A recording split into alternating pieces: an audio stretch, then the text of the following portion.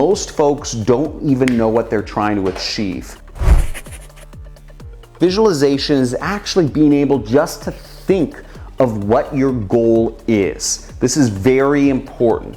You want to say visualization means knowing your goal. And most folks don't even know what they're trying to achieve. Visualization fixes that, having that version of yourself you want to become in mind. Now, the first step to visualization is doing it often. How often? The frequency of how you visualize. When you think of yourself as the James Bond version of yourself, what is it? How often are you actually thinking of your goal? Just when somebody random asks you?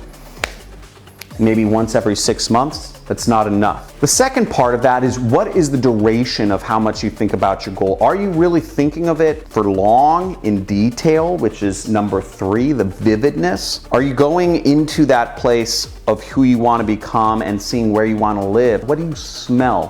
When you're the James Bond version of yourself, what are you smelling normally? What do you see when you look out your eyes as the James Bond version of yourself?